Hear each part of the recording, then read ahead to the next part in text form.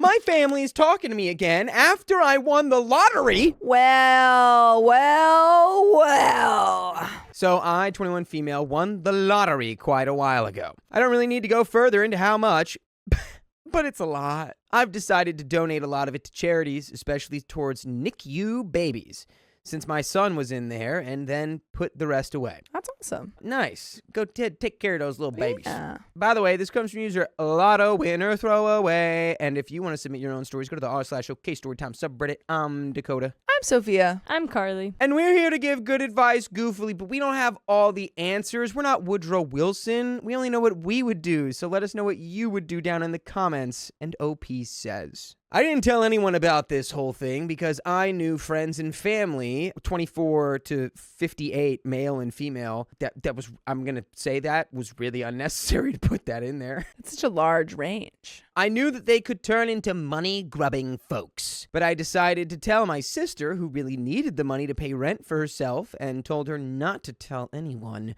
because of these reasons. You fool! Why did you tell her? She went against my wishes and contacted them. Why did you do that? Mamma mia. I gave you one job.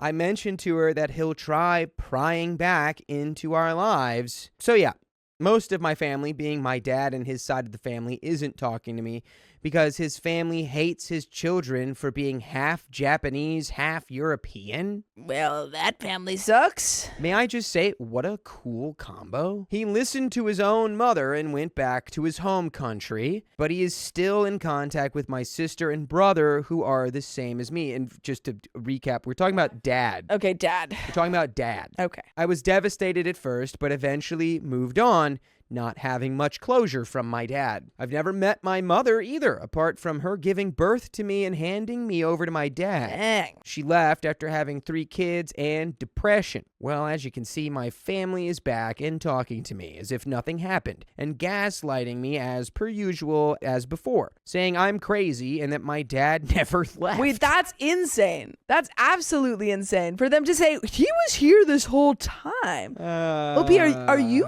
feeling okay? Your dad's been here every day. I mean, there was a time when he went on a business trip. Maybe that's what you're thinking of. That's weird. That's weird that they're doing that. My quote-unquote grandmother would come over to my house from her own country and pretend to visit her great-grandchildren while saying how sick she is and how her knees hurt and she needs surgery, but they can't afford it. Then my dad would come over, and at this point, I was wondering to myself why I was letting these people in, and eventually told them to leave after they asked to look after all of my money. Now they're slashing my tires, stealing my mail, trying to talk to my husband into letting them inside, Facebook and email and etc. And that's when we get the police involved. I'm sorry, they're slashing your tires.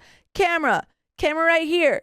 Camera right here. Boom, boom, boom, right on your car. You set a trap for them, Home Alone style. We catch them in the act. We arrest them. You keep your money. Big facts. My mother also got into contact with me too for the first time in my life and immediately asked for money. She has a drinking problem.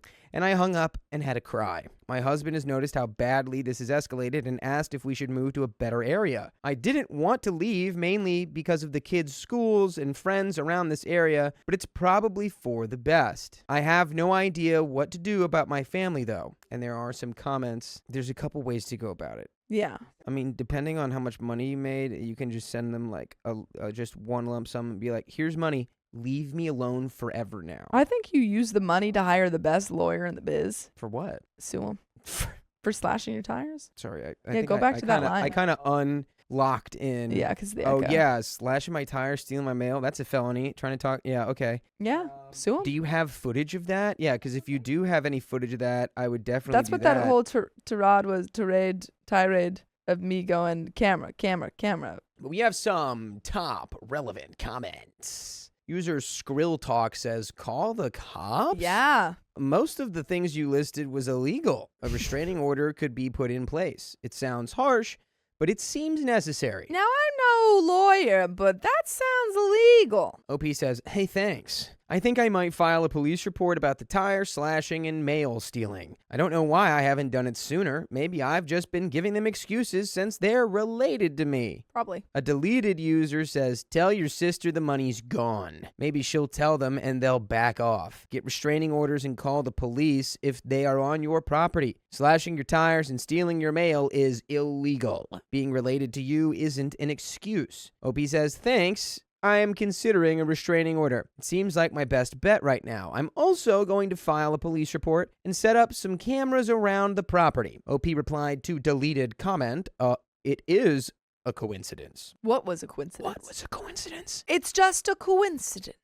Oh, the mom reaching out. I'm wondering who has contacted her, my mother, and I'm guessing it's my sister again. My dad is Japanese and my mother is European. User Dork Chops. You have a common problem on our relationships called family-itis. Basically, people give their families a pass because the family is related to them and society teaches you that you're supposed to love your family. You also probably still have an emotional connection with them, but you have to realize that these people do not have your best interests at heart and you're basically at war with them. They probably do not respect you and are manipulating you to get things from you. Just because you are related to them doesn't mean they can't look at you as an object that they can use and take advantage of. You have to try to look at this rationally. You need a friend that can give you logical, rational advice unclouded by your family emotions. You need to make it clear to them that if they keep messing with you, extremely bad consequences will follow. OP replies,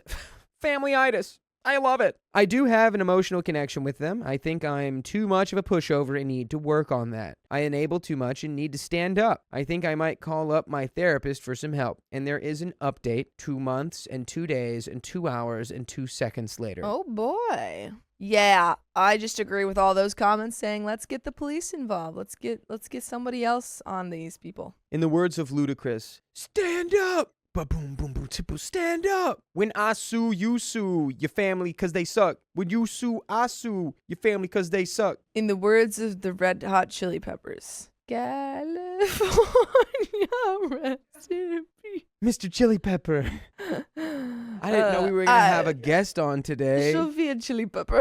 So nice to meet you. Nice to meet you. Dakota Storytime. Whoa!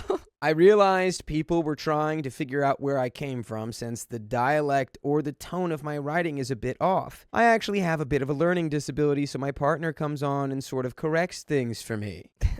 Okay. Supportive partner. The way that you said that's funny. Everyone's wondering where I'm from. It's my learning disability. I'm actually I'm learning disabled. It's like when someone says, like someone's talking to someone with a lisp and they're like, oh my God, like, where are you, like British? Where are you from? And they're like, nope, just have a speech impediment. So we ended up having to move, which is no problem, to be honest. It was the safer route for our little family that's growing. We also installed extra security and have contacted police, schools, neighbors, etc. I'll tell you the story. First of all, I'm just going to say that I stopped talking to my sister. She's acting as if she did nothing wrong, but she knows what she did. So about a month and a half ago, we had already started packing since we were moving away. My dad texted me and asked if I wanted to meet up just myself. I said no at first because I knew that he was going to try and yell at me again for not giving him any money, as well as my grandma. I looked into raised by that was suggested by some people since he tried to gaslight me a lot. He then ended up writing an email and apologized for everything he had said and done on his and grandma's behalf. I was actually surprised my dad was apologizing for the first time in his life. Well, he's motivated to apologize by the money. He's like, I feel so bad. I feel so bad about how I treated you. Yeah, and doesn't your back hurt from carrying around all that money? And then he starts doing the no face, except instead of giving the money, he goes Hey buddy, I'm hungry and I want you to feed me your money. Feed me your money. That was really good. He then asked if we could meet again. So I caved in and met him. Boo! We went to a cafe, and I had a really nice time talking to him, yet I felt a bit off. We were probably sitting there talking for about an hour. He was checking his phone a lot. After we left, I went straight home. My partner had our son with him, and found that the property we were living in at the time had been broken into. Oh, arrest them. Oh, conspiracy. They're trying to steal your stuff. Also, like, just to loop back into how dumb your dad is, like, Yeah. what did they broke into your house, and it's like, what, did they think you were just going to leave all of your money in a pile somewhere? Yeah, they were like, look for the money pile, everyone. Move out. It's got to be in a bowl somewhere. I realized at that point that Dad used me as a sort of decoy or something. I called the police immediately and told them that we have secret installation and cameras, so we'll be able to see who did what and when. They scanned the house with a German Shepherd dog and had an inspection and investigation. Meanwhile, I contacted my partner and then went down to the police station with them. They started watching the videos, and behold, it was my own effing grandmother. Your grandma broke into your house? People do crazy things for money, man. Grandma. I guess she doesn't need that knee surgery after all. I asked the officers what I could do, and like many suggested in the first post, they suggested a restraining order, specifically a protection order, right away. What do you mean? Why aren't you prosecuting them for breaking and entering? They literally broke and entered, and we have proof. They burglarized your home. They burglared your home. This is crimes. Crimes are being committed. Burglars. I had the evidence. We're here to burgle your turts. What is that from? Over the garden wall. We're burglars. We're here to burgle your turts. Yeah, and he's like, we're not burglars. We're not burglars. Yes, we are. I had the evidence. I was so wound up, I just wanted to call my dad and effing yell at him because I knew he and Grandma planned this together. I decided not to because that could jeopardize things in court. Oh, that's so funny. I knew him and Grandma were in cahoots. Grandma was wearing a little ski mask. Yes, my criminal grandma. Yeah, the grandma's just like, what are you talking about? She's knitting in court. I would never do such a thing, officer. And they're like, we know you were there. She's like, fine, you got me. They just hold $100 bill in front of her, and she turns into Bilbo Baggins, grabbing for the ring. Yeah. They ended up stealing my jewelry and my partner's Oculus.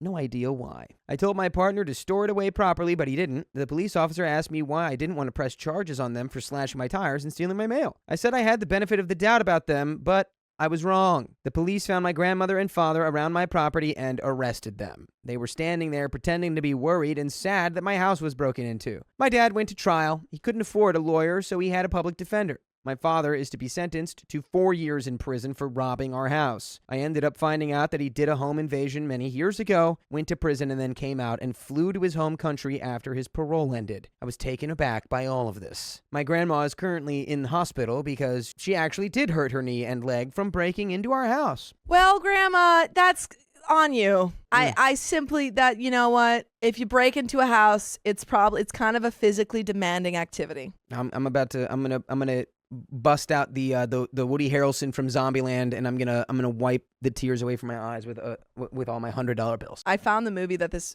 reminds me of. And you know what I want to remind you of? I want to remind you really quick that you can listen to full episodes with stories just like this on your favorite podcast platforms like Spotify, iHeartRadio, or Apple Podcasts. Really, wherever you listen to podcasts, all you have to do is search Storytime, and you've got the kit and the caboodle. Yeah.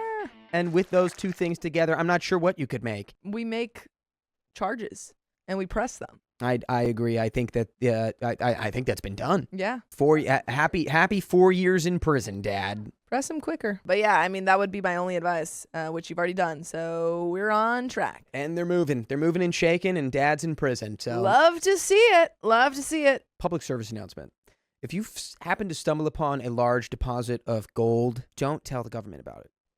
And it was Dakota's, and he lost it, so you should bring it back to him. Don't tell the government. Bring it to me. They will take it from you. If you find buried treasure, don't tell anyone, because the government will take it away from you. If Grandma had stolen that money, how would she even have, put it away? That's, again, like, did they really, are they so dumb they thought you had a Scrooge McDuck money pile in there? They thought you had a money pit that you were diving into every day? At least right now, I have a protection order against them. They cannot come near me or my family or the property. As for my partner and my son, I apologized to him and said I shouldn't have met my dad. He understood and just said that it's normal to crave love. I'm really honestly heartbroken that my family would do this to me, but at least we've moved into a better property. I can get the therapy I need, and I can focus on my new family.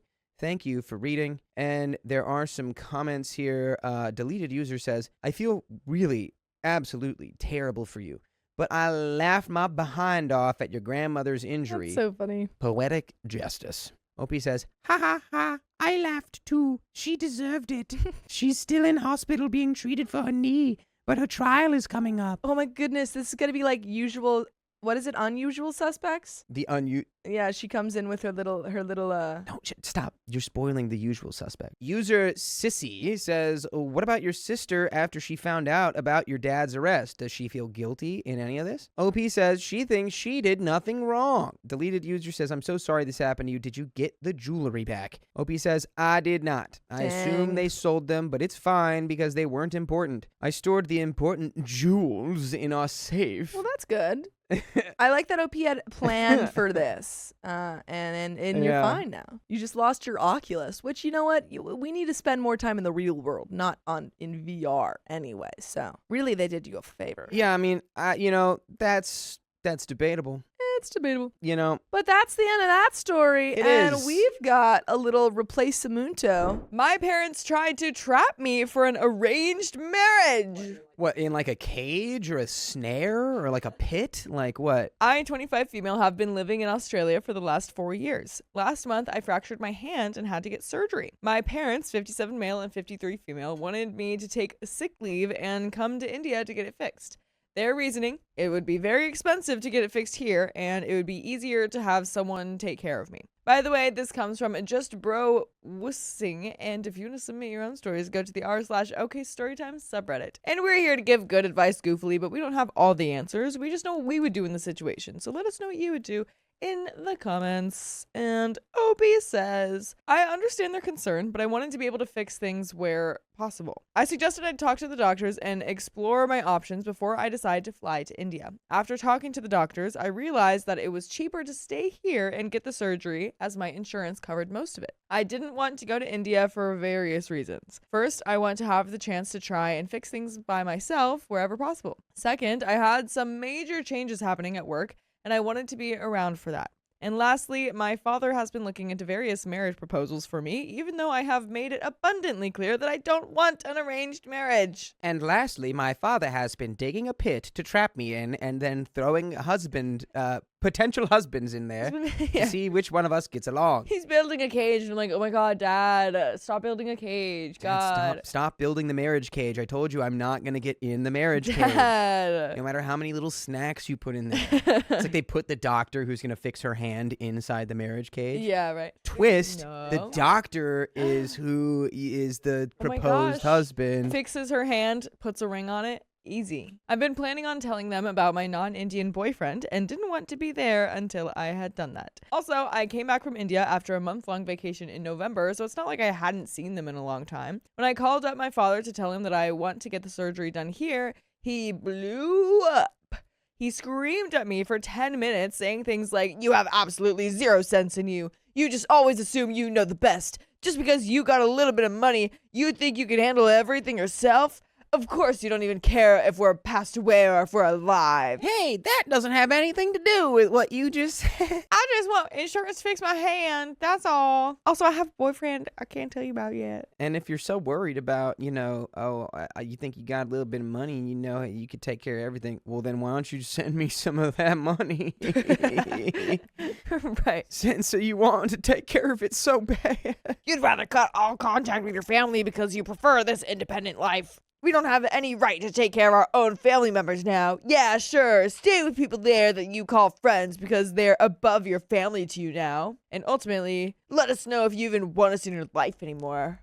And then he swooshed his emo haircut and slammed the door and started playing music loud. Then he posted a mirror selfie on Instagram and said, life's just not fair sometimes. It's not fair, and just nobody understands. Linkin Park's playing in the background. And he blocked me after that. Great. You don't want us in your life, do you? Blocked. Yeah. This was 4 weeks ago. I got the surgery done. Haven't heard from them at all.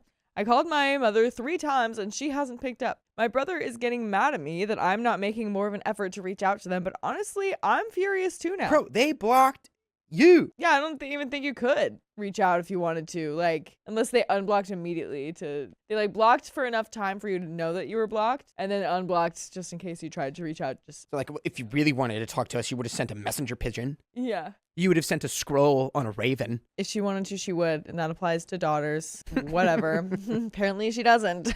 They had concerns about me getting my surgery done here, and I got solutions to their concerns. They still insisted I come to India, which just makes me believe that all they care about is control. They wanted me in India to ease my life, but when I decided to get the surgery done here, they did not hesitate to put additional stress on me. Also, it's their anniversary in a couple of days, and I might not get a chance to wish them. I'm working hard to be a strong, independent woman, and I want to have the best relationship with my parents. But I'm just afraid that having that kind of relationship would come with me having a lot less control over my life. Am I the a-hole for not giving that up? And there is an edit, but what would you say, Dakota? Yeah, you're totally the a-hole for not letting your parents completely manipulate you and put you in a pit. Put you in the marriage pit. Marriage pit. No, you're not the a-hole. Your No. parents are garbage. Your parents are silly. That's probably very true that it's all about control. I don't think that's something that they probably notice. To them, like, I feel like to people who want control, they're just like, it's just like a given that they have control and they need it. And then they don't really know how to explain that, I guess. So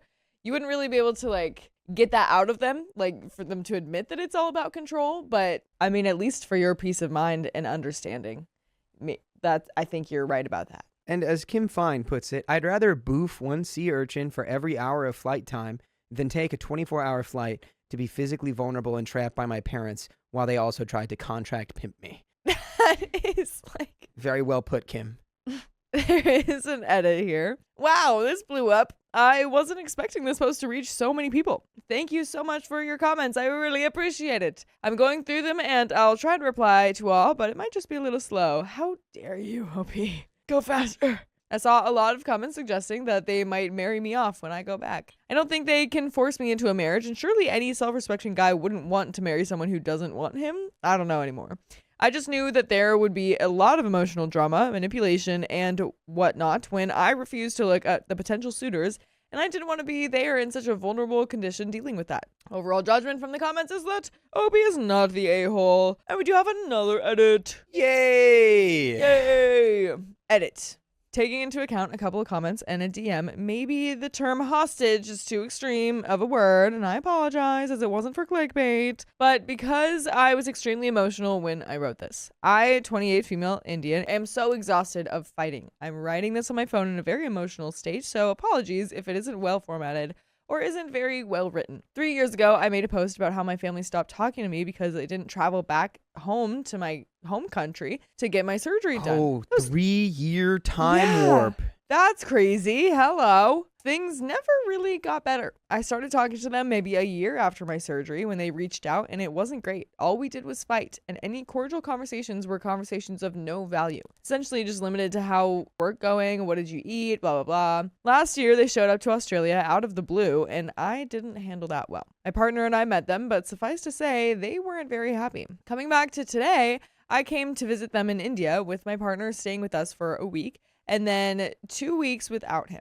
They were adamant they only want to spend time with me. I was keen to work on the relationship because I do want to get married and have the option to have potential kids, and I can't really / don't want to do that without them involved in my life. I'm dating an Australian guy, 28 male, who I've been in a relationship with for over 5 years. They made an excuse, so we couldn't stay with them together, but they met up with us for lunch that day my partner was leaving. Ever since I've started staying with them, they started talking about how I should extend my trip. I've made it very clear about how I can't, and I've had multiple fights with them over this. One of them where my dad started talking about how I'm essentially filth and I live in filth, and he can't believe he's been loving filth this entire time.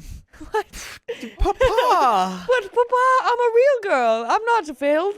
Papa, I'm not a filth monster. I'm your daughter. Papa, please. Papa, look at me, please. No, I cannot see past your filthy stink smoke. All I see is a bunch of green air around you because you're so filthy. They've been taking me around our relatives and didn't let me leave the day I had my return ticket. I've cried so much talking to them, but apparently the plan always is what they want from me. They've said I'm not allowed to leave anymore because apparently I've become a very negative person and they are worried about me. What? Yeah, so we're gonna do false imprisonment on you because we don't like your attitude. Right. What? They have said that the Australian chapter is closed for me and I'm staying here from now on. Wow, Papa, I don't want to stay in the tower. Papa, please. Did you know though that you can just book a car to the airport and leave anyway? You know? Yeah, I wonder how that's working. Like, do they live in some sort of area where it's hard to get there or something, or like? Yeah, that could be it. Maybe they're out in the country. Maybe. Did your dad build a cage to put you in? Did he dig a pit to throw you in? Were Dakota's jokes correct all along? This is the pit we've dug for your negative attitude. Yeah.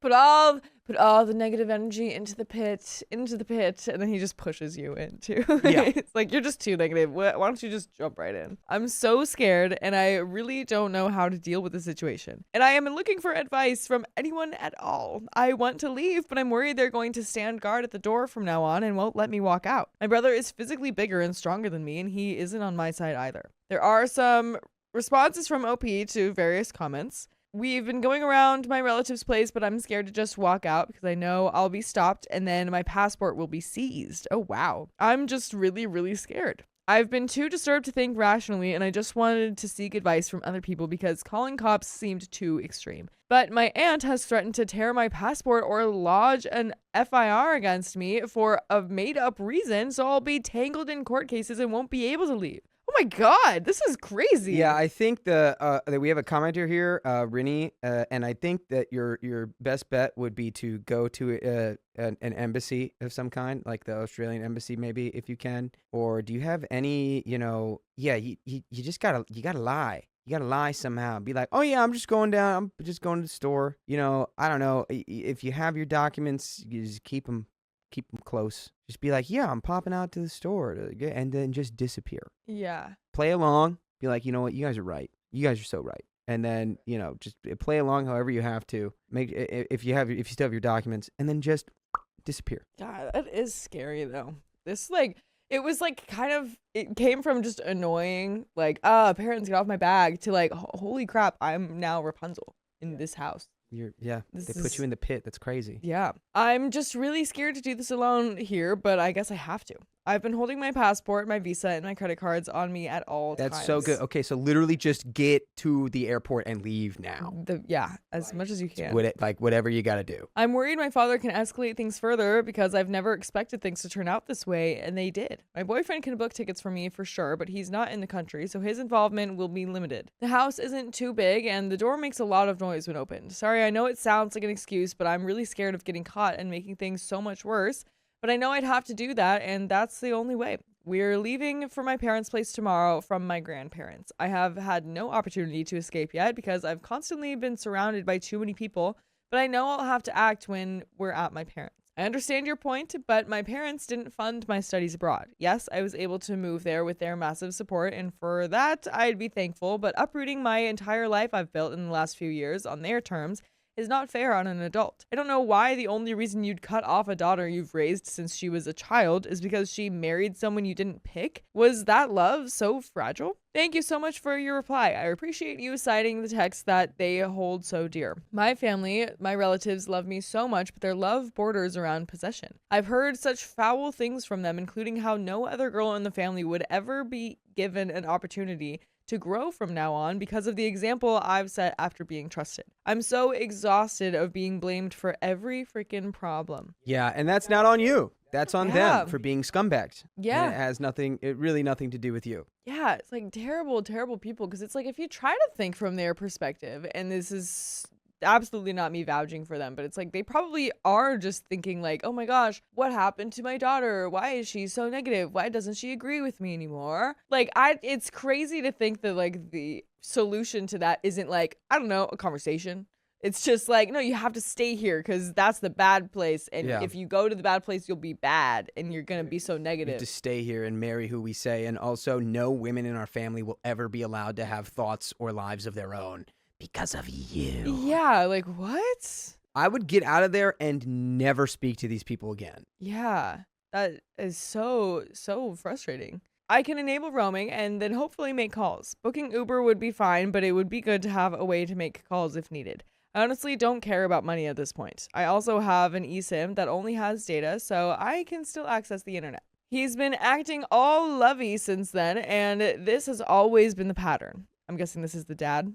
He spews hateful things at me and then acts normal the next day or extra loving, and I'm supposed to forget all about it. I've always been told that his anger is just built up frustration, but when I get angry, I'm told I need to see a psychiatrist or a counselor. And we do have a second update, so hopefully something has actually happened. Yeah, literally just take all your documents. I mean, if you don't have anything super important that you brought with you, I would just abandon it and just be like, I'm getting out of here. Because right? I would be very worried that they would conspire to take your documents away from you. Right. And then you'd be really up a creek.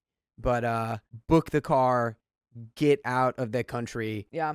And then cease all contact with these people. Yeah. Maybe write them just like a one message of like, y'all are, just incomprehensibly backwards and controlling. And I'm going to go ahead and continue to build my life in Australia. Do not contact me and lose my number. We do have a second update from 5 days later. Thank you, everyone, for all your concerns, suggestions, and for giving me hope. I didn't want to update sooner because it struck me very late that there is a small possibility that my brother uses Reddit. The chances of him coming across this post were slim, but I didn't want to risk anything. In short, I ended up running away from home. I'm still contemplating if the decision I took was too extreme for the situation, but I think I'll go crazy if I go down that rabbit hole. I don't think it was. And also, you didn't really run away from home. You ran away from the people trying to keep you from going home. You ran back to home. A couple of friends of mine had a friend who I met last month, but was hesitant to reach out because he was a fairly recent friend. In a town 3 hours away, so my boyfriend and my friends planned my getaway. I was constantly surrounded by my relatives and parents to plan things, but for everyone reading, I am of sound mind, and the decision to do this was mine alone. I snuck out the night that we came back home from my relatives on the pretext of going for a walk, but I know they'd probably have found out not too long after I left. My friend was waiting in his car close to my place, and he drove me to the airport. It was perfect because booking a cab would have had issues with timing. I didn't know when would be a good time to sneak out, so having a friend around gave me the flexibility to sneak out at my own convenience. And at your own convenience, you can listen to full episodes of stories just like this one on Spotify, iHeartRadio, Apple Podcasts, or whatever podcast platform you prefer.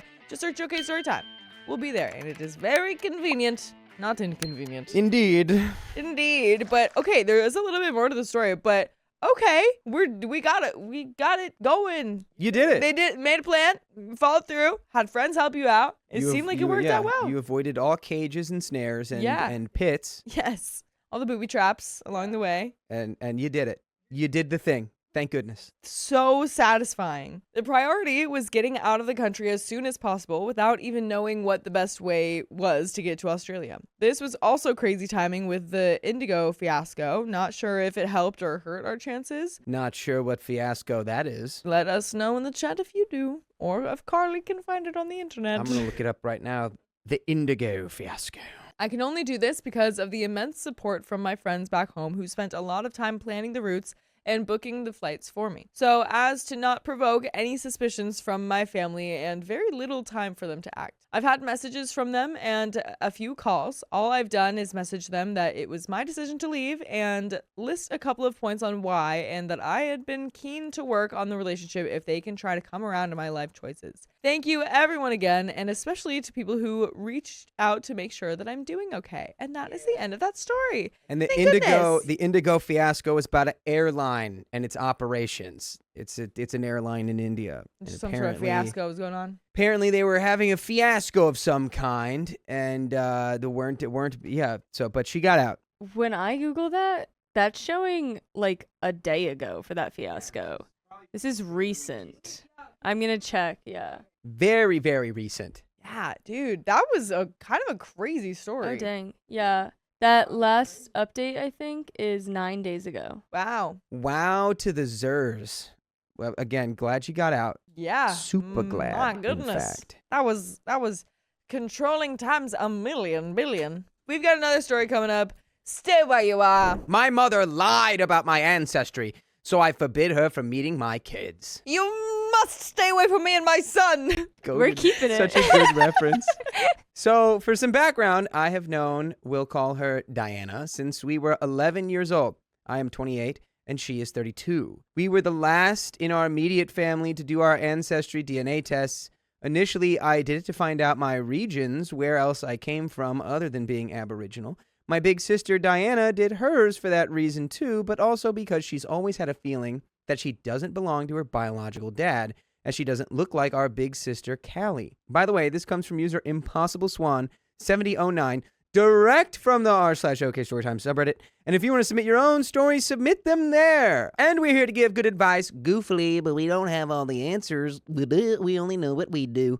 So let us know what you would do in the comments. And OP says, Diana's results showed that our big sister Callie, who she thought she shared a dad with, is actually her half-sister. My results revealed that my younger brother James, 20, and his sister Alice, 19, are my half-siblings, although I've always known them to be my full siblings. Intrigue and shock abound. Whoa, what? It turns out Callie and I share the same biological father. After getting our results, Diana confronted our mother, Marie. Marie denied everything, offered no apology, and showed no remorse. 3 weeks later, when I got my results, she reacted the same way. We spent 4 months searching for Diana's biological dad. During this search, Marie only gave us 3 names and didn't offer any help. With matches from Ancestry and family trees found online, we eventually found who this man is. This search was cut short a lot of times due to the impacts of stolen generations and genocide on family trees, as his grandmother was stolen from her mother. After discussions with Diana's biological father, she found out that he knew all along, with stories of taking her to spend time with his family when she was very young. We thought Marie knew too, and confronted her again together, seeking answers and accountability. We waited to get DNA confirmation with Diana's biological dad. We wanted her to admit the truth, and I wanted to know if she knew about my biological father, who passed away when I was 4 months old, and hid that truth too. Marie still showed no remorse or accountability. She refused to believe the ancestry results were accurate. She even denied that I belonged to my biological dad and that my big sister Callie and I look alike, despite us being spitting images, so much so that she can unlock my phone with facial recognition. Wow. Why are we denying the truth so hard? Just come out and say it. You say, yeah, you got me. You got me. Caught. Exposed. We tried to help her see from our point of view as a mother how she should have been. With my situation, just console me and apologize. And with Diana's situation, the same. Instead of giving Diana names, she should have been the one to reach out to who she thinks her father could be. And her response was, why is it up to me to find her father? 'Cause you lied. 'Cause you lied the whole time. Yeah. I mean, it's not even that it's up to you. It's just that we could be doing this as a combined front. You could just help out a little bit. Be a team player if you'd like. It's not just the paternity lies themselves that have upset me. It's how she treated us after we confronted her. She's caused a rift between me and Diana and our 2 other sisters, Callie and Alice, who live with her. She even contacted my dad and told him some sort of lie and turned him against me. He is not tech savvy in the slightest, so whatever she told him, he would believe. She is more concerned with trying to protect her image rather than caring about our feelings and what we're going through. She has shut Diana and me out of her life. Being an Indigenous Australian means a strong connection to my country, culture, and heritage. It's my identity. It's everything. Discovering these lies has made me feel like my whole body is being ripped in half. It's an indescribable feeling. Well, you just did describe it, and it was pretty vivid. But yeah, I can understand that being earth-shattering. It's like you have this entire identity your whole life, and then you realize, wait, it's not all that I thought it was? Right. There's another... it would be confusing. Totally, especially if she's being so weird about it. Yeah. If she just kind of outright said yeah, my bad, I lied. Here's the truth. And then just like actually let you in on the truth. But now she's still being like all guarded and like avoidant about the situation. It's like, well, you're making it even more weird than it is. You're making it worse. You're making it worse. You're making it worse, Ma. It breaks my heart to know I have to relearn everything I've known and explain this to my children, who I've taught their whole lives who they are and where they come from. I even stood in front of my mother trying to explain these things to her while I could barely talk through crying, and I still saw no shred of emotion from her. Well, by the way, you can listen to full episodes with stories just like this on iHeartRadio, Apple Podcasts, Spotify, really wherever you listen to podcasts. All you got to do is search OK Storytime. And we do have a little bit more of this story left. I do think your mother's coldness does warrant some level of disconnection from her. Yeah, I don't know. It's just a lot. It's a lot to process. Yeah, absolutely. And there's a little bit more story. I've always considered how this may affect her since we found out, but I've had enough and no longer give a care. Why should I when she can't even for a second put herself in my shoes and give me a hug or ask if I'm okay? I'm never one to let my personal feelings come between my children's relationships with their family, but I do not feel comfortable allowing her to be in my children's lives, given how little empathy she's shown towards these big revelations that have changed my entire life. This has had such an impact on me and my sister's lives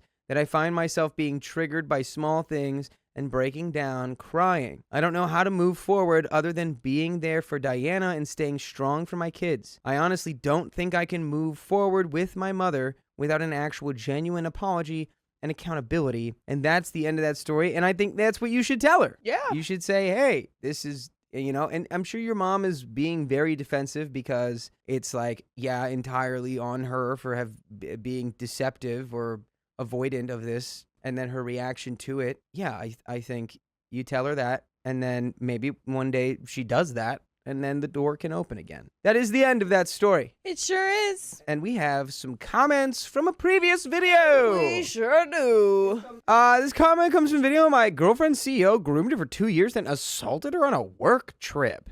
Horrific. I might remember this one. And that was posted on December 12th, 2025. Here's the TLDR. OP warned his girlfriend for 2 years that her boss wanted more than work. She said OP was imagining it. On a work trip, the boss finally tried to have an affair and everything blew up. She lost her job. Then their finances fell apart and OP may have to move countries for work. Now OP is angry, hurt, and stuck, choosing between leaving alone or starting over together after everything came crashing down. If you're curious to know the full story, you can go watch the full video. And we have some comments. What a wild freaking story that was. Comment 1, Lauren McMurdy. In a situation like that, even if HR is present, you go straight to an employment lawyer and then you go to HR with the lawyer. She's not calling OP in an absolute panic when her sleazy boss is volunteering to leave his wife and kids after she's had an affair. She'd do that after an affair if the sleazebag wasn't going to leave his wife. The reality is she feels guilt and shame because OP told her about her sleazebag boss, and she was so happy professionally that she ignored those warnings. She feels stupid in circumstances like this. That would be heavy, but she needs an employment lawyer and should report him to the police as well. Agreed. Yeah, absolutely. That was good advice. Very, very good. Thorough. By Rob Sledge Groupie. My husband was so oblivious that I even told him, I'd really like to date you, presuming you're not seeing anyone. And it still took getting together several more times for him to get the hint. And that was after I'd been kind of chasing him for 2 years. Some people are more oblivious than others. Interesting. True words. True words. That is like very oblivious. That what that commenter said, saying, I would like to date you. I am interested in you romantically. And they're like, yeah, okay. I don't know. I think they might just want to be friends. It's like, she's just joking. Right? She's got bad jokes. Yeah. You just like to hear the tone of her voice. It's a joke. Comment 3 by Hey 10101. I feel like the girlfriend wasn't given enough grace in the first story. They were horribly taken advantage of, so it doesn't feel like the time to confront them about OP's feelings. I don't remember the story, but I'm sure. Commenter 4 by Kabangu 2529. Nice. One thing I pay attention to is if and how someone takes responsibility for their part in actions. If someone is able to admit their mistakes and is gracious towards themselves, do they have a personal feedback look to help them learn from their mistakes and hopefully change for the better? Or do they only blame outside actors and forces? Yeah, I mean, you gotta still, look inward. Yeah. It always pays to look inward. Inside yourself, emotionally and spiritually. But I believe that was the last comment, That sure was. which means that's the end of that episode. So if you love us, make sure you subscribe. We love you. And see you tomorrow. Hey, don't leave yet. We have some bonus stories that we think you'll enjoy, so stay tuned for the next one. My husband suggested an open marriage, so I'm leaving him. We're staying way open over here. My husband, 28 male, and I, 29 female, have been together for 9 years, married for 7. We got not so classic shotgun wedding to give ourselves better chances of receiving custody of his half-sister, 10 female, when their mom suddenly passed away. Wow. No. Despite only being 20 and 21 years old, we did receive full legal custody over her absent father. This information isn't super relevant to the current situation, but it really sets the tone of our relationship with the sacrifices we made together and the things we each had to give up personally to raise this beautiful little girl. By the way, this comes from Hunty Bum. And if you want to submit your own stories, go to the r/okstorytime subreddit. So, we don't have any children together, but his sister is now 17 and moved in with an older, more financially privileged aunt last year. Over the past year of this newfound alone time, I feel like we have flourished each personally and as a couple. We never fight, arguments are rare, and we are pretty good at coming to understandings and apologizing when necessary. It seems like they're probably around like 28 now. Yeah. Basically, I feel we have a pretty healthy relationship. We each do little things for each other. I receive flowers no less than 10 times a year. That's not that many times. We go on little vacations together and are generally really good. I guess a bit of the spark was sputtering out for a while, but I feel like that's normal for a relationship as long as ours. Fast forward to this past October. My husband seems like he's been depressed, which is normal for this time of year because of the timing of losing both his mom and dad in different years around the same time. Oof. The holidays are tough for him, so I get it and try to be there for him. I take his mental health very seriously. He sits me down to have a serious conversation and starts it by saying he wants to open up our relationship. I felt my heart drop to my stomach, but stayed silent and let him talk. He doesn't go into why, just jumps right into rules and explains how he wants me to find someone first before he starts looking for someone himself. When I asked him why, he couldn't explain it and fumbled his words. I asked him if he already had someone in mind for himself, and of course he denies it. I couldn't help it. I definitely blew up. I was totally blindsided by this proposal. I slept on the couch after my outburst, and he didn't even try to come after me to explain anything, which kind of made me feel worse. I had never felt so unwanted in my life than in that moment. I have never given the impression that I was the kind of girl to be open to an open relationship. I will never judge anyone for wanting to live that kind of life, but it's just not for me. He went to work the next day, but I had the day off and really thought about my situation. After crying for hours, I came to the realization that this was the end of our marriage. Wow. And how much of the relationship have they been married for? I do not remember. Okay. Either way. Oof. Yikes. To go from, I feel like it's been a long time. I do think at 20 and 21, we're raising a 10-year-old. So Yeah. I think that really affects, your relationship because it can either bring it closer, but also they were really young. So it's Right. I mean, like she said, they both made a lot of sacrifices and compromises to do that. And so maybe it's like at a certain point, just like nothing else you can do. Yeah. Even suggesting an open marriage was a deal breaker for me, I realized. While he was still at work, I moved all of his stuff out of our bedroom into his sister's old room, technically a spare room now. He comes home from work ready to talk it out. After talking through more of why he wants this, I've come to realize several things. He's way spicier than he lets on, and is disappointed with our bedroom life. He knows I'm not on the same level, and doesn't want to push me past my boundaries to try things he knows I won't like. When I asked how he knows I won't like to try these new things, he explains there are an escalation of things he already knows I'm not down for, but won't go into specifics. He's like, I can't talk to you about that, so I'm going to go into the thing I definitely know is going to make you want to break up with me instead. Yeah, what? I am not following this man's logic. I don't Well, maybe he just wants to, you put on jelly, he puts on peanut butter and you both put it on your feet and you guys just intertwine your toes. You know, maybe that's just something somebody might be into, but not him. Not You know, that I've ever had that that thought. could, you know, change the things in the dynamic of relationship if you ask that. He also is unhappy with how infrequently we have spicy sleep, but has never really put in the effort to change anything regarding it. Just complained over and over and expected me to just be ready to do the deed any minute of the day. He feels we have nothing in common now that his sister is gone. For context, he is more of the outdoorsy type, whereas I like to stay inside and read or play video games. I do venture out once in a while to do things he likes together, and do genuinely enjoy them myself when I go kayaking and skiing. I do understand that it isn't as often as he would like, though. Because we got married so young, there are a lot of things neither of us really got to experience or try, mostly spicy stuff. He is mourning the loss of his young 20s and never getting to sleep around and explore his spicy hobbies.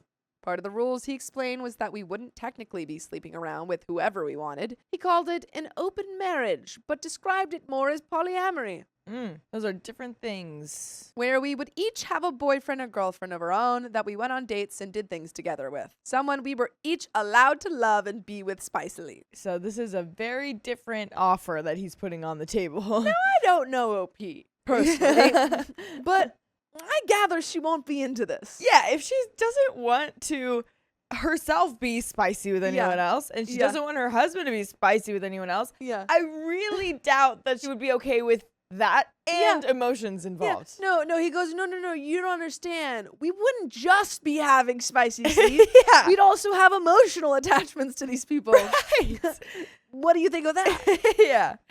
Yeah, Oh, this just man. makes me think that he was born in the wrong country. You think? I think he was just in the wrong relationship. An emotional connection was pivotal for him, which broke my heart to pieces. During our talk, I told him I would never be able to look at him the same. I would never be enough for him, and he was basically trying to get a pass for guilt-free cheating in my eyes. I told him it sounded like he wanted to be with someone else without ever leaving the comfort of his marriage. Yeah, I mean, he literally told you guys have nothing in common. Yeah. That feels like maybe you should break up. Knowing he could date around and not worry if those relationships would fail because he could just come home to me. He tried denying these things, saying he wanted to explore himself spicily, but didn't want to lose me in the process. He tried getting me to agree to marriage counseling to talk about the open marriage concept. I told him just proposing an open marriage was grounds for divorce for me, and I wasn't willing to go to a counselor for them to gang up on me to try to bully me into it. I know in reality that never would have happened, but emotions were high in that moment. Because I told him I could never see him the same and how badly this crushed any self-confidence I may have had, he doubled down.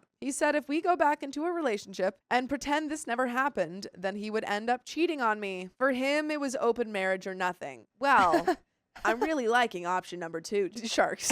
Yeah, honestly. He's like, well, I mean, if you're not okay with it, I'm going to just sleep with people anyway. He's So, like, it's either open marriage or bust. And she went, well, this is pretty easy for me. yeah, it's like, cool. And then he busted. Yikes. I chose nothing. Divorce papers were filed exactly 1 week later. He was very hurt, angry, that I could jump right to divorce and punt him out of our bedroom so fast. But I refused to be a second choice or have to fight for his attention. I can't believe he's okay with the idea of another person being inside of me. He is willing to just give me up to explore his options. I can't believe I wasted so much of my time with him, helping him heal his family and raise his sister. I feel completely used. Advice: did I overreact? Should I have waited longer before filing for divorce? Should I have just gone to marriage counseling? Or was my gut instinct correct about the marriage being over? I still love and care about him, but my brain is screaming to be logical. We still live together while we're trying to figure out how to split everything, but now he's being super toxic and petty, saying hurtful things and then begging for personal details about my life. I need to get out of this house. How do I cope with these complicated feelings? And there is an update, but Angie, what do you think? I mean, I think she's doing the good thing by divorcing I him. agree. Trust your instincts. Yeah, it really is the kind of thing, like, obviously this is a really complicated breakup, but Yeah. it kind of seems like you still have to go through the same motions of a regular breakup. Yeah. Just like focus on yourself, focus on your career, on your hobbies, and eventually it'll just fade. Just Yeah. keep yourself busy. That's always my go-to. I agree. I think you guys were a little bit like trauma bonded when you started taking Yeah. care of his sister. Yeah. And I think right now it's like, okay, we've come to the natural conclusion of this relationship. Yeah. He doesn't quite know how to let go, but he does want to let go, and so do you now. Right. So let him leave. Yep. Go find yourself. Exactly. Go live your late 20s. Exactly. Update. As for the update, where do I even start? It has officially been over the required 90 days since initially filing for divorce before it can be deemed official. I'm going to the courthouse tomorrow to file the remaining paperwork. We had an easy, uncontested divorce. We agreed on pretty much everything, and he didn't even give me a hard time about taking our 2 cats that are quite attached to me. He was always the spare human. I bought a small home for myself and said 2 cats and moved a few days ago. I'm impressed. You bought a home? Yeah. Dang. At 28, Dang. look at you go. I won't lie, this whole process was very tough for me emotionally.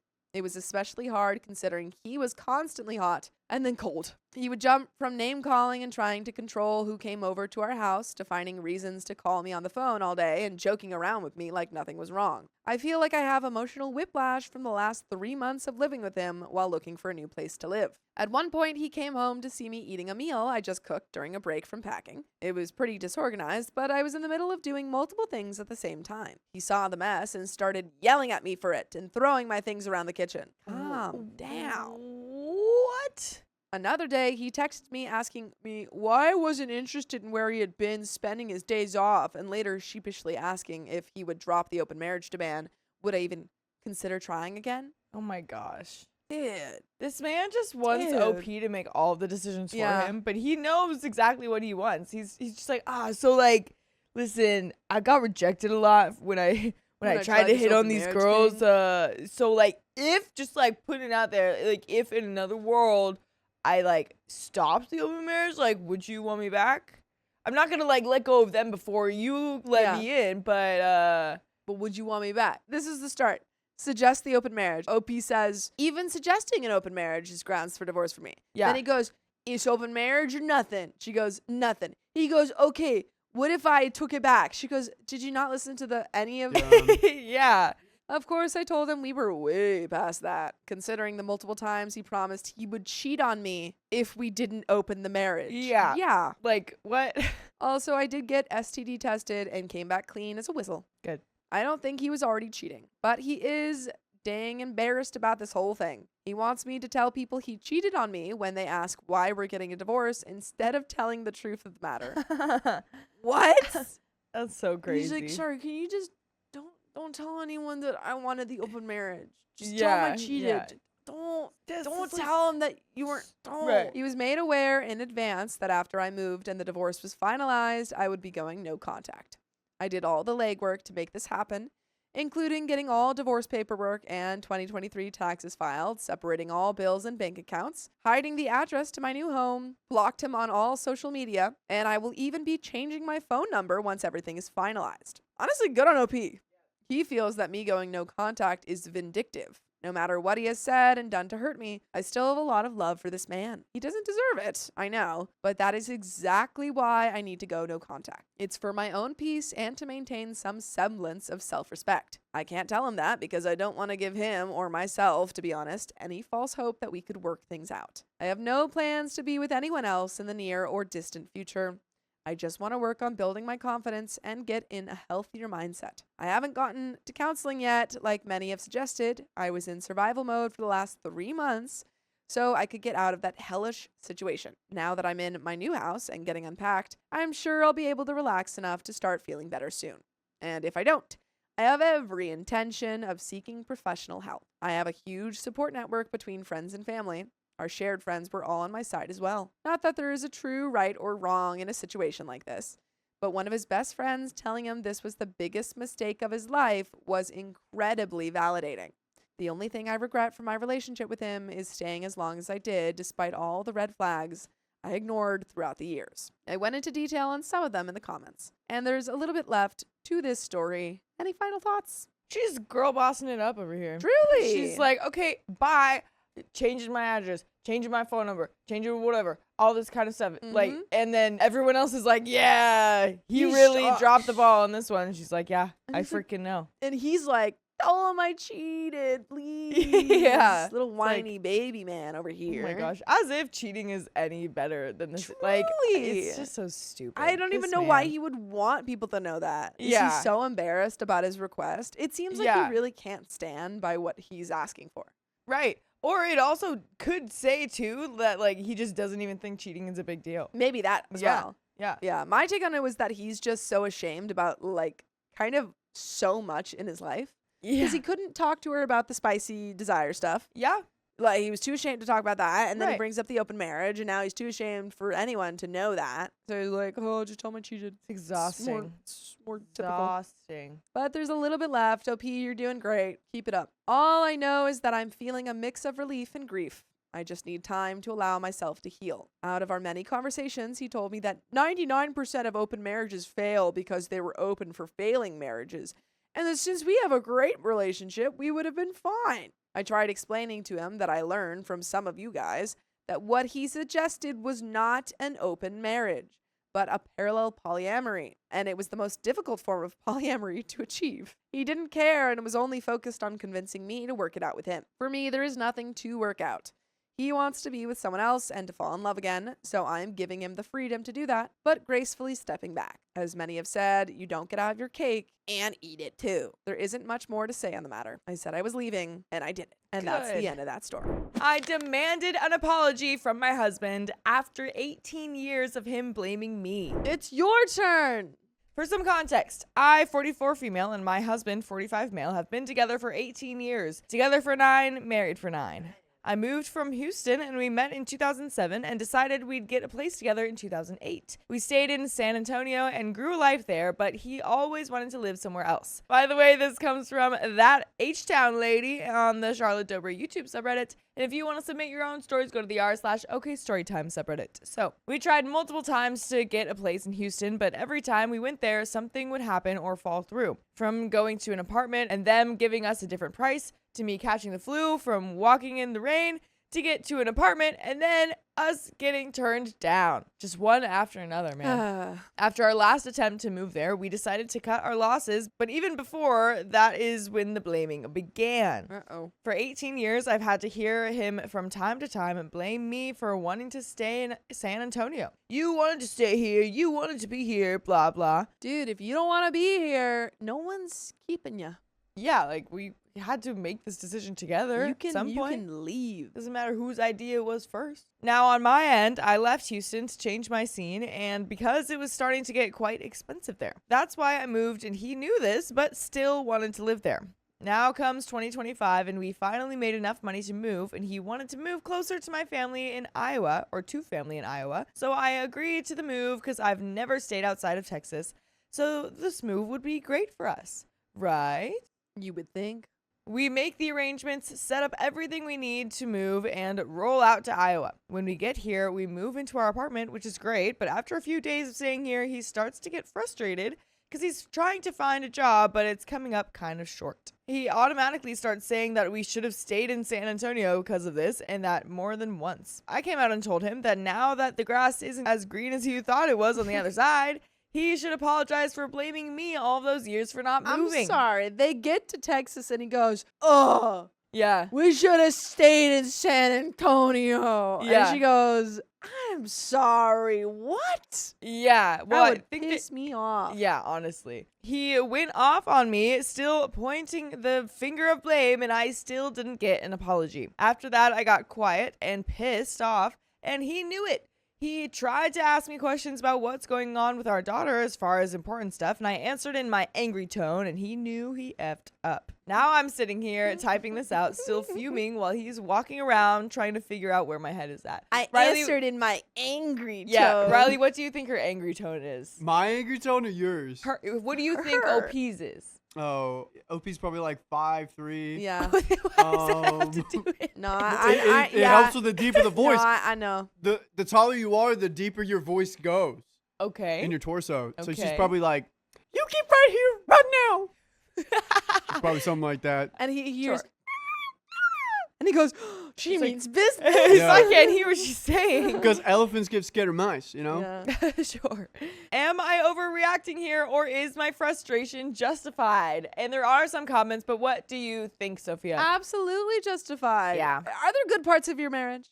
That's what I want to know. Great question. That's what I want to know. We only know Yeah. about he always blames you for things, and that's not Yes. great. That's not good, man. We don't like that. Especially when it's like, you know, obviously you're not to blame for either of them. Mhm. You are both making these decisions together. Yeah. He is well aware of the reasons why you're making these decisions. Yeah. It's not like OP is just like, I'm just doing like this. pulling his ear over to the Uh-huh. different states. Like, you are making these decisions together. And then when it doesn't work out, he just doesn't have the emotional maturity to soothe his own emotions. So he's just pointing fingers at everyone around him. Literally, this man never learned how to Ugh. self-soothe. But there are some comments. Comment number 1 says, all I'm hearing from here is my husband feels the need to blame someone for the constant anger he has with himself, that he didn't make more effort to move, and now he's not happy with his choice and he's trying to blame me too. On a serious note, it's been 18 years, and over that time, one of two things should have happened. Either you both should have made more of an effort to move, or he should have just let it go, because honestly, it's a questionable hill to pass away on. That said, I don't like that he's pointing finger just at you. It's not like you orchestrated all of those rejections the first time around. Truly. And I definitely don't see how it's your fault that you guys should have stayed in San Antonio.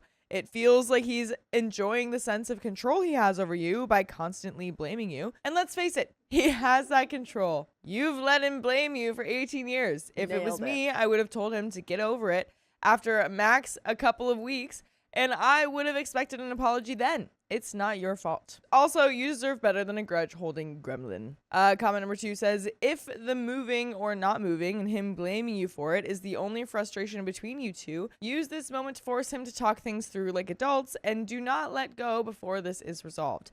If you guys can't figure it out between the two of you and a bottle of wine and some cheese, find a form of meditation like couples counseling. Yeah, if you can't figure it out over a bottle of wine and cheese, Yeah. it's not going to be figured out. Right. Because if you don't shut this down now, once and for all, this being your life from now on or divorce are your only options. Since he finally realized he screwed up, tell him you're done with the useless, crappy communication with blame. He stops now. He starts telling you what his issues are and starts taking accountability and realizes stuff sometimes works out a certain way. You are not a freaking fairy godmother. Random things happening are not your responsibility, nor are they your fault. You're done being his emotional one-doing bag for the random shizzle. Don't get too hung up on that apology until you've actually talked like adults. Because if he apologizes now, it's going to be the excuse to rug sweep, and you'll be back here with a nothing's changed or things escalated update before the week is out. Not the a-hole. And there is an update. Those comments. Yeah. I mean, they're not wrong. No, they're not wrong. I think you have to have a actual conversation with your husband of 9 years, relationship Yeah. of 18. You guys have been in a relationship for ages. If this is the only thing, then have a conversation about it and sit him down and say, hey, I really don't appreciate how much you're blaming me for things that are outside of my control. Yeah. Yeah. And you need to find a way to emotionally regulate and not put things that you're unhappy with on me. Right.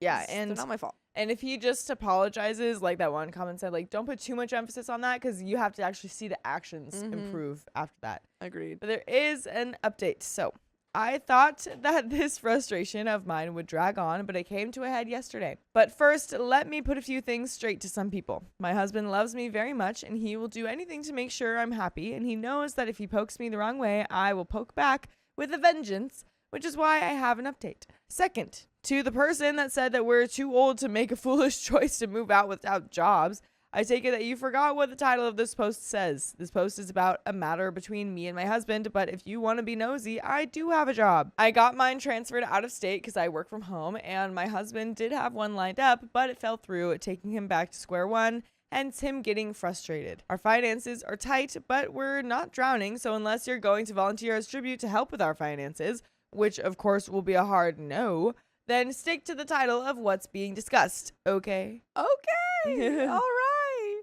Now, on to the update. After I read all of the posts, I had to admit that the gaslighting was there in plain sight. But after our discussion, I went silent. coldly silent, and I start to clean, which is a habit when I get pissed off. And if anyone knows me, my cold silence is more than enough to leave you with frostbite if I talk to you on the regular. When he saw and felt this, he knew he effed up. Dude. Now, for a bit of background context, I'm not an argumentative person. I will speak my facts of peace. If I see that what I'm saying is not getting through to you, then I will shut it down. I'll let you think you won and say nothing else to you afterwards. I don't have the time or temperament because I know how bad my anger can get, and I'm not trying to go to jail. The day comes around and something happens, and he starts acting extra appreciative. Now, when it comes to my husband, he will apologize, but in the form of doing things for me. Me saying, "Is this your way of apologizing?" And he'll say in a sad voice, "Yeah, that's my bad." Which is fine with me. I'm not too proud. That's so funny. That is really funny. Is this your way of apologizing? Yeah. But what he did that led up to the my bad to get back on my good side was an eyebrow raiser. I told him that my legs hurt, and he laid me down and massaged them as well as my lower back. It seems like you guys have a good marriage other than this one communication issue. I mean, are you basing that just off of the massage that you just Like, I guess. Yeah. He watched over our daughter, so they do have kids, while I was working as far as feeding her and sending her to the potty, which he does sometimes anyway. And instead of giving me flowers, he gave me tacos, which he knows I love, and he washed the car. See, that's what I like to see. I love flowers, but I also like when a person knows their partner. Yeah. Like, I could get you flowers, or I could feed you, and then you're not hangry. Which honestly is maybe even better for this situation. I agree. Yeah. You get a nice, thoughtful gift, and you get fed. Yeah, that sounds nice. But there is a little bit more. We did talk a bit about what he did, and we came together to straighten out the issue, so no more blaming. I felt that he really meant it. We're a couple that has only fought 3, now 4 times in the 18 years we've been together, so leaving him is not an option. We both know that with all marriages, there will be ups, downs, and issues that will test any marriage, and as long as we know we can work them out together, no one but God can separate us. Oh, and one final note. I know that Midwest winter hits harder than Southern winter, and when I get to that bridge of frost, I will deal with it. Now, does anyone know where I can buy a really good coat in Iowa? Love y'all. Bye. My wife is financially unreliable, and it's affecting our marriage. Happy wife, but unhappy life, you know? Unfortunately. I was never very outgoing, kind of a late bloomer, and ended up marrying the first person I really dated. We met after I was laid off from a .com job, burning through my savings and feeling pretty down at the time. She was 5 years younger than me, came from a small town and a low-income family, and was going away to school. She was smart and seemed mature for her age. By the way, this comes from 123 It's Me 321, and if you want to submit your own stories, go to the r/okstorytime subreddit. We started off in a long-distance relationship, and she eventually moved in with me. Probably too early, and it may have been an emotionally codependent relationship. We got stable jobs and bought a house, although it was with an adjustable rate mortgage I was reluctant about. When the housing bubble burst, things got worse financially. She gave me a marriage ultimatum, and even though I was ready, it felt rushed, so there wasn't a romantic proposal. Looking back, we should have eloped, but instead we had a wedding that left us with debt due to poor communication. Oh wow, you don't want to be in debt from your wedding. Ooh, the ultimatum is giving me the ick. She still blames me for it, even though she was the one who did most of the planning and ordering. We had our first child, even though things were already tight financially. We refinanced the house, but the payments ended up being too high, which led to more credit card debt. After having our second child, which was an expensive home birth, money was still too tight, and we ended up doing a short sale. Now, we rent from my parents, can't afford to pay our credit card bills. Our CPA actually advised us not to pay in our situation. We have no savings and barely scrape by despite having a decent combined income. My wife is well read on topics that interest her, driven, anti-vaccine, anti-microwave, pro-all organic, and into holistic health. She's training to be a health coach, got involved in a few MLMs, and spends a lot of money on her businesses, travel, events, marketing, health products, chiropractor visits, yoga, massage, and more. She does have a good job, stable day job, but she also has student loans we'll need to start paying soon. Recently, she started working for a political party, which isn't my party, had even talked about moving to DC, and at the same time really wants to be able to homeschool our kids, though she's frequently out late or working and then sleeping when she's home. I'm now making less than her with my day job, but I take on side work and I handle most of the childcare and housework. Laundry, dishes, garbage, cleaning, yard work, basically everything. I try to budget, though it ends up just being tracking spending since she won't stick to any budget. I don't have any hobbies, no real friends, little to no free time, and I rarely buy anything for myself, not even clothes. Our kids are still quite young, smart, and in private school or care, which costs almost the same as public school with aftercare. They mean everything to me, but the recent changes with my wife and her schedule and availability have definitely affected them. There has been some trouble at school, but she blames it on the school's rules. I have a big problem with her spending habits, and she has an issue with what she sees as an obsession with not having enough money. Probably some self-help or MLM nonsense that she read or heard. Do we know what MLM stands for? Multi-level marketing. Gotcha. It's a pyramid scheme. Yeah. Great. When I was younger, the only MLM I was thinking about was on fanfic. So I know that Avon technically What did that is an stand MLM. for? My mom used to work for Avon. Oh yeah. So like it's like the hey, if you refer people, you'll move up a tier and then they'll pay to you. And it's like literally it's a pyramid. Right. I knew a Right. guy that was doing like he was selling knives. It was like this whole thing. Yeah. It was that. It was There like was, like, kitchenware. The knives was Yeah. a big one. The I cookware did was that another one. really big one from like the mid Yeah. 2000s, 2010s. Yeah. This someone said it in the chat. I think it was Kim Fines. Like this bro's strolling through life backwards. Yeah. Yeah. It sounds like. It's worse. It's just snowballing. Yeah, I mean, like, I'm hoping and assuming that there's good things to the relationship because right now it's just like a outpour of like There- all these bad red flags. There has to be something that's worth it. I don't know if it's staying together because of the kid. Maybe they're staying together because it's convenient and they've like been with each other for so long they don't feel comfortable like being apart. Yeah. But it Yeah. doesn't seem like there's any upward trajectory for them, at least right Yeah. now in the story. Yeah. Hopefully things can get better, but I don't know. She's finding herself and I'm adverse to change. It's a problem for me and I don't see myself turning around and encouraging her when it means spending all our money on the things mentioned above. She said she's working on her spending, temper, etc. And I think or in hope that we're done with her buying homeopathics. She buys books and learns about anything and everything that interests her. So it can be impossible to argue or reason with her about things that I disagree with. Her Facebook posts have included quotes about those who try to discourage you only prove you're doing the right thing. She is close to quitting her stable job to work in politics full-time with similar salary after putting 30% aside for taxes, but no benefits. Mine will cover. And she still wants to do health coaching. These are not guaranteed stable career paths, but she's banking on the potential to make much more. She's hoping that this will help us dig ourselves out of debt, but has only spent more in pursuit of these goals. She also says that she'll be able to spend more time with the family, but has mentioned travel meetings and having clients, so I'm doubtful. She's brought up divorce in fights. I've started calling her bluff and told her to go, but then we both say that we want it to work. During one fight, she told me that she would sue for full custody. Then she took it back. We talked and agreed to give it 100%, have more open communication, me being more supportive, etc. I really do love her and want it to work, even if it's just for the kids, but I'm afraid that I won't live up to her expectations or can't agree with whatever she wants all the time. I'm also afraid that being afraid makes it impossible to give 100%. Yeah, I wouldn't blame you for that. This just feels like OP just kind of has to deal with what she is doing. Like, she is just not seeming to make any like sacrifices for the family or put Well, effort to the family. She thinks she's making sacrifices Yeah, because she says that she wants to spend more time. She wants to do the Right. homeschool thing, right. which it can work if you know what you're doing. But she doesn't seem like she has both the time, the effort, and the knowledge to do homeschooling. Right? Like I know plenty of people who've done homeschooling and they're Sure. fine. I know other people who they say they're gonna homeschool, but they don't do anything. Yeah, and I mean that honestly seemed a little unfair too, because like if she wants to do more in politics and she wants to like do all of these different